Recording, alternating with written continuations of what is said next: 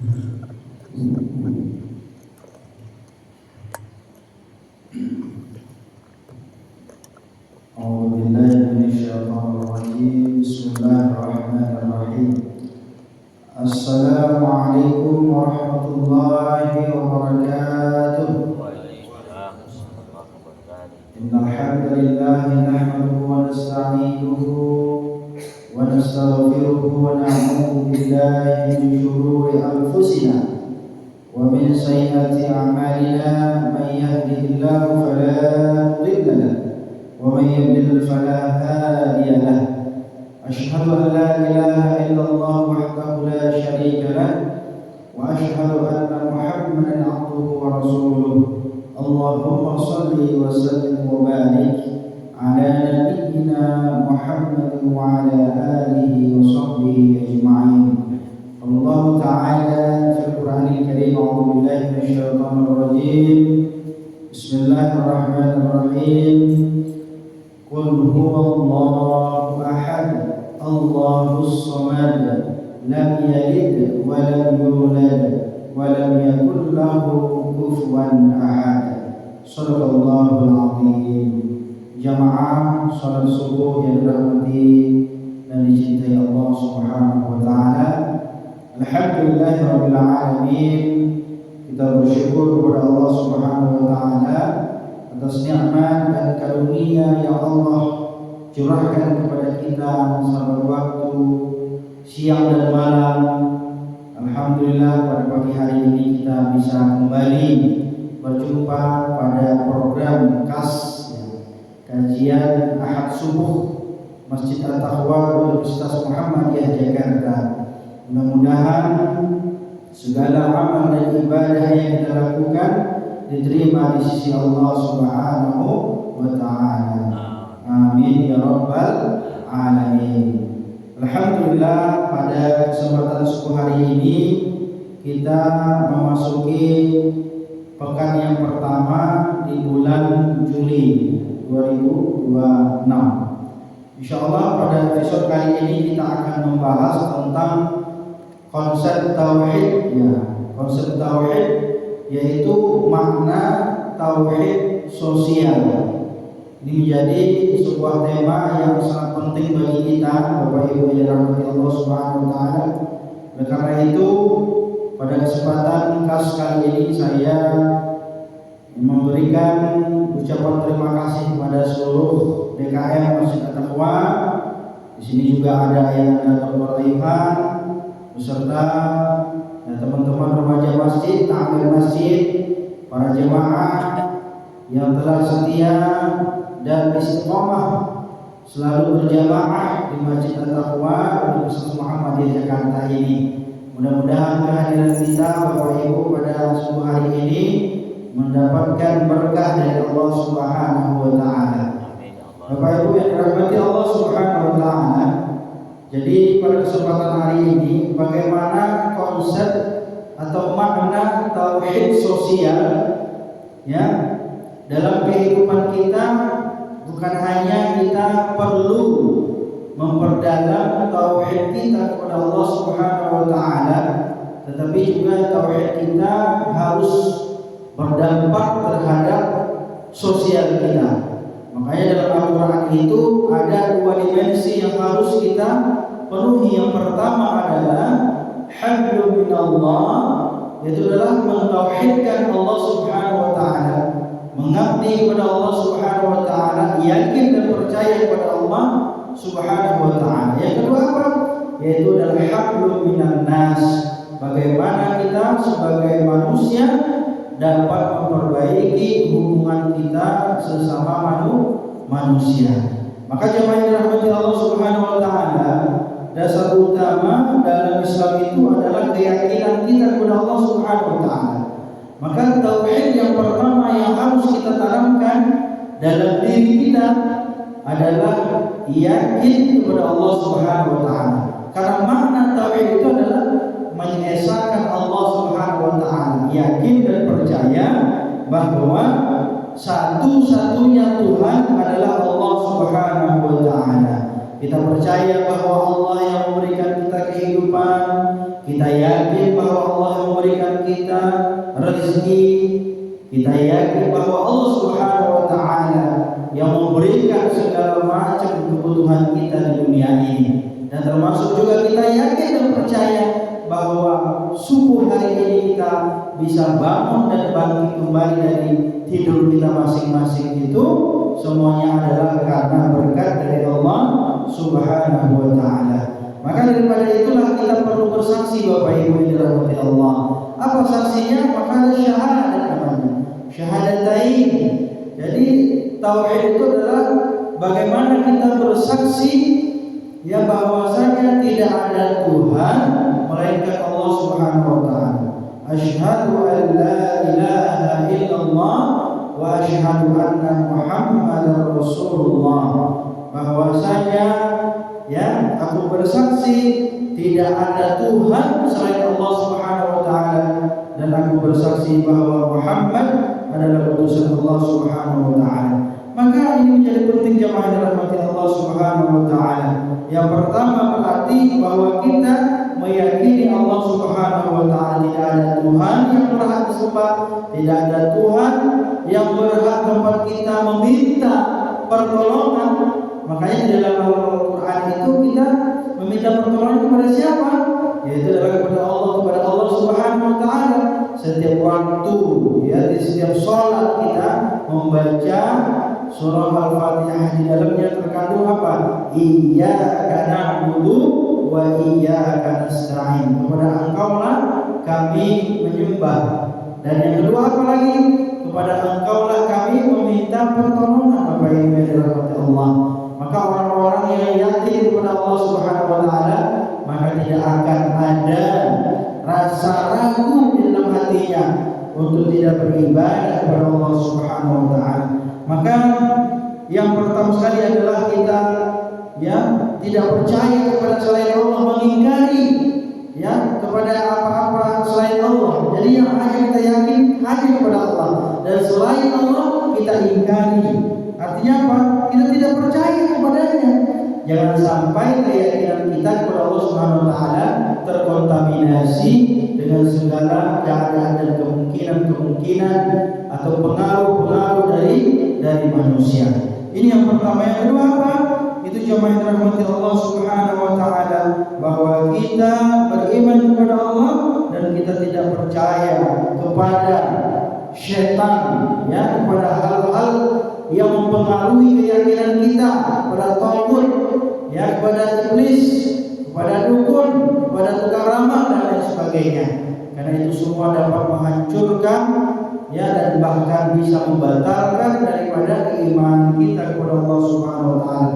Karena Bapak Ibu coba kita perhatikan, banyak juga di antara umat Islam mereka itu sholat, puasa iya, tapi kedukun juga iya, tidak percaya juga kepada ramalan-ramalan ya, dan bahkan ada juga yang percaya kepada ramalan-ramalan bintang-bintang atau zodiak-zodiak. Jemaah yang dirahmati Allah Subhanahu wa taala. Dan yang berikutnya apa? Yaitu adalah kita mendeklarasikan kehidupan kita, yaitu menggantungkan kehidupan kita hanya kepada Allah Subhanahu wa taala. Makanya di dalam Al-Qur'an itu dikatakan qul inna salati wa nusuki wa mahyaya wa mamati lillahi rabbil alamin. Katakanlah sesungguhnya salatku, ibadahku dan hidupku serta matiku hanya untuk Allah Subhanahu wa taala, Tuhan semesta alam. Jadi kita yakin bahwa kehidupan yang kita miliki saat ini hanya untuk Allah. Kita mati pun wafat pun adalah untuk Allah, kembali kepada Allah. Dan kemudian apa lagi? Semua ibadah yang kita lakukan, salat kita, puasa kita duduk di masjid ini, kita sejenak yang mendengarkan kajian juga hanya untuk Allah Subhanahu wa taala. Maka jemaah yang dirahmati Allah Subhanahu wa taala, yang terakhir adalah ketika kita telah yakin kepada Allah dengan seyakin-yakinnya, maka ada yang namanya tauhid sosial. Bagaimana kita memahami tauhid sosial ini? Karena sejatinya kehidupan manusia tidak hanya terhubung langsung secara vertikal kepada Allah Subhanahu wa taala. tetapi juga apa? Tetapi juga ada hubungan sosial yang tidak kalah pentingnya, dan bahkan juga kesempurnaan hubungan vertikal kita dengan Allah Subhanahu wa taala juga ditandai dengan apa Bapak Ibu? Yaitu adalah hubungan secara sosial kita, secara horizontal kita. Bagaimana kita menjalin hubungan kita dengan manusia, akhlak kita, perilaku kita, tindak tanduk kita, dan bahkan seseorang yang dikatakan beriman yang sempurna, keimanannya itu apa kata Nabi? Ya, akmalul mu'minina imanan ahsanuhum khuluqan. Sebaik-baik, sesempurna imannya, ya tauhidnya seorang hamba kepada Allah Subhanahu wa taala itu apa tandanya? Ahsanuhum khuluqan, yaitu adalah mereka memiliki hubungan yang baik dengan sesama manusia Bapak Ibu. Jadi kita itu jangan hanya sekedar baik dengan Allah, sholatnya rajin, puasanya oke, ya, tetapi hubungan dengan manusia tidak baik, ya kan? Tidak dijalin dengan baik, silaturahim tidak mau, ya, tegur sapa tidak mau, mengucapkan salam enggan. Maka ini menjadi catatan kita. Berarti kita tidak termasuk orang-orang yang sempurna keimanan kepada Allah Subhanahu wa taala. Coba Bapak Ibu yang dirahmati Allah, kalau kita perhatikan tauhid sosial ini telah dipraktekkan oleh Kiai Haji Ahmad Dahlan, dan bahkan salah satu dakwah beliau ini adalah ya bukan hanya sekedar mengembalikan ajaran Islam kepada ajaran yang murni, ya, tetapi juga ternyata jemaah dirahmati Allah Subhanahu wa taala, salah satu dakwah yang prioritas dari Kiai Ahmad Dahlan itu adalah dakwah sosial. Ya, tauhid sosial, implementasi tauhid sosial. Bagaimana tidak? Coba kita perhatikan. Ya, ketika Kiai Ahmad Dahlan memberikan pengajian kepada murid-muridnya, ya, ada salah satu surat yang sampai berminggu-minggu Kiai Ahmad Dahlan mengajarkan. Ya, apa suratnya Bapak Ibu yang dirahmati Allah? Masih ingat?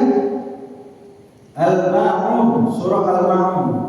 Ya, itu berkali-kali, bahkan sampai salah seorang muridnya bertanya, "Wahai Kiai, kapan kita ini beranjak pengajian ke ayat yang lainnya? Ya, sudah berminggu-minggu engkau menjelaskan tentang surah Al-Ma'un ini." Kemudian apa kata Kiai Ahmad Dahlan? "Wahai muridku, apakah engkau sudah mengamalkan isi dan kandungan daripada surah Al-Ma'un ini? Apakah engkau sudah amalkan?"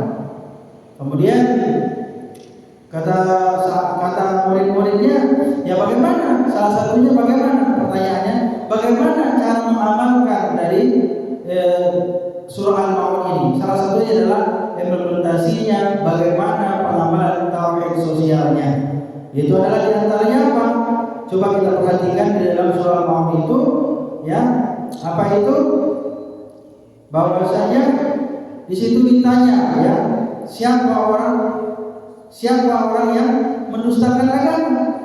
Ya, dzalika alladzi yad'ul yatim. Salah satunya ada di situ orang-orang yang menghardi anak yatim. Yang kedua apa lagi? Orang-orang yang tidak mau membantu fakir miskin. Fala yaqulu ala ta'amil miskin. Ini dua hal. Ya, jika kita perhatikan sebenarnya ini adalah makna tauhid sosial. Jadi keimanan seorang hamba tidak hanya beriman kepada Allah Subhanahu wa taala, tetapi juga bagaimana keimanannya itu terimplementasi dalam kehidupan sosial dengan cara apa? Dengan membantu menolong fakir miskin. Maka inilah yang dirahmati Allah Subhanahu wa taala. Ya, banyak kali tokoh-tokoh dan termasuk juga salah satu ya pimpinan pusat Muhammadiyah, Haji Fakhruddin juga, ya, memberikan pesan dan kisah yang inspiratif, ya, tentang bagaimana implementasi tauhid sosial, ya, kepada masyarakat di kala itu. Dan ini luar biasa jemaah dirahmati Allah Subhanahu wa taala. Maka tauhid ini, ya, melahirkan beberapa prinsip yang dijadikan pedoman dalam kehidupan kita sebagai umat Islam, terutama dalam kehidupan pribadi. Prinsip dasarnya apa? Yaitu adalah sebagai hamba Allah Subhanahu wa taala harus memiliki dasar keimanan kepada Allah Subhanahu wa taala. Nah, ini yang pertama sekali.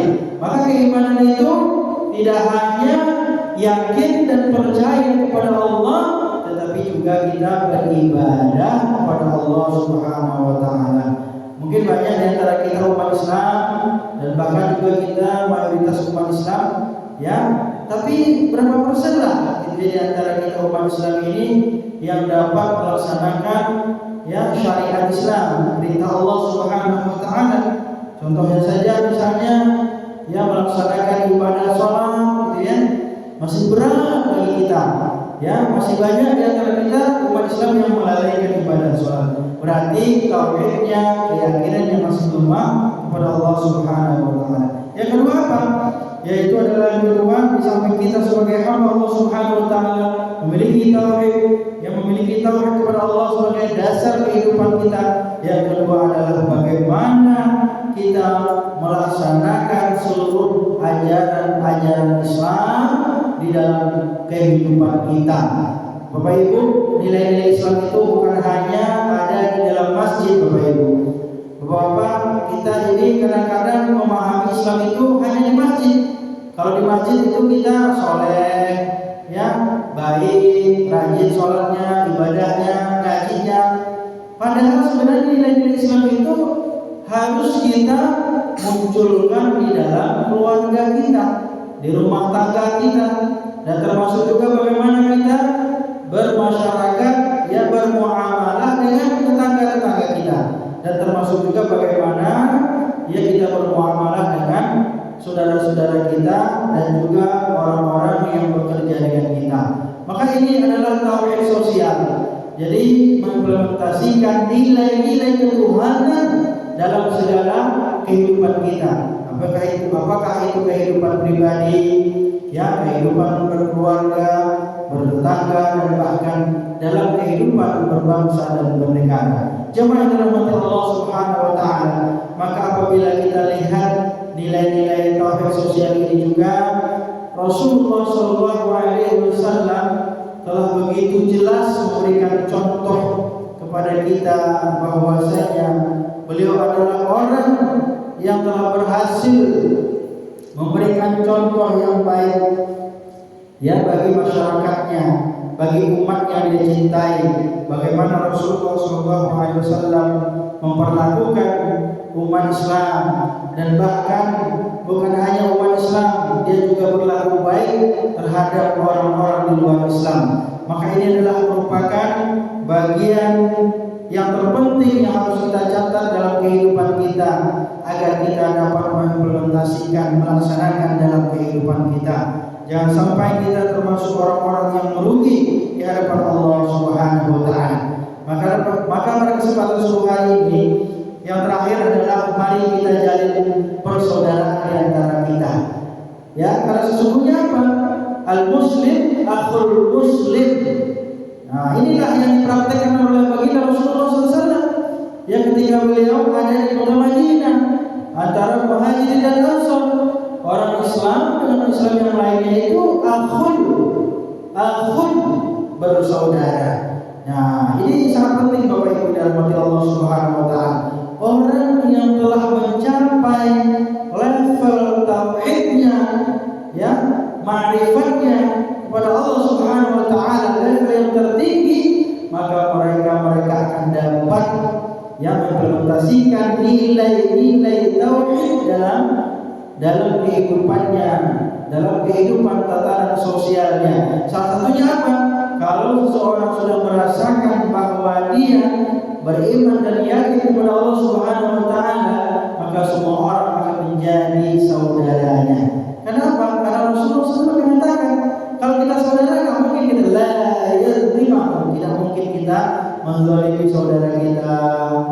La yakfirahu, tidak mungkin kita merendahkan saudara kita, tidak mungkin kita mencaci saudara-saudara kita, ya.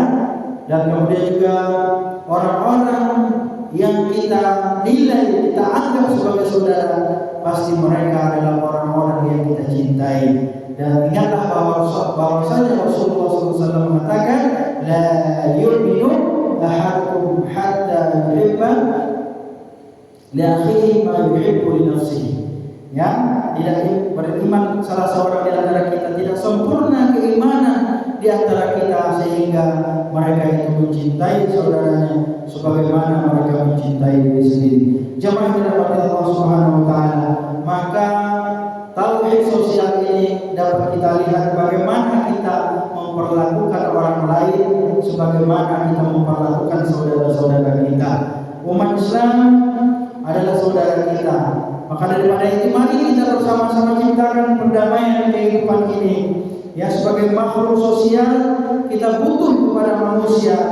Ya, kita tinggal bersama manusia dan bahkan kita serumah ya dengan manusia yang lainnya, dengan keluarga, dengan istri kita. Itu adalah manusia yang lain pada awalnya, tetapi karena kita cinta kepada mereka, ya, karena kita cinta kepada istri itu, kepada suami kita, pada orang yang tinggal serumah dengan kita, maka kita termasuk orang-orang yang yakin dan percaya kepada Allah Subhanahu wa taala. Maka oleh karena itu orang-orang yang beriman kepada Allah tidak boleh membeda-bedakan, ya, tidak boleh mengkasta-kastakan. Inilah hebatnya umat Islam, tidak ada kasta di dalam agama Islam. Berbeda mungkin di India gitu ya, yang masih agamanya agama luar Islam gitu ya. Mereka masih memiliki kasta-kasta dan kita tidak ada kasta-kasta. Kasta yang tertinggi, ya, kalau kita ingin berkasta-kasta yaitu adalah kasta takwa kita. Ya, inna akramakum indallahi atqakum. Jadi tidak ada yang lebih utama, yang lebih mulia di sisi Allah kecuali orang yang bertakwa di sisi Allah Subhanahu wa taala. Maka yang terakhir, ya, mari kita bertoleransi dengan perbedaan. Kita bersifat lapang dada dan menghormati, ya, serta memberikan kesempatan kepada agama lain, ya, untuk melaksanakan ibadahnya, kepercayaannya.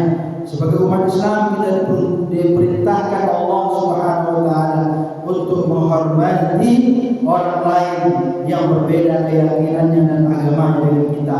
Maka kita tidak boleh sombong dan angkuh, ya, apalagi sampai kesombongan kita yang menyakiti saudara-saudara kita, ya, atau merendahkan daripada derajat saudara-saudara kita, bahkan merendahkan salah satu profesi saudara-saudara kita. Kita sama Bapak Ibu yang dirahmati Allah Subhanahu wa taala.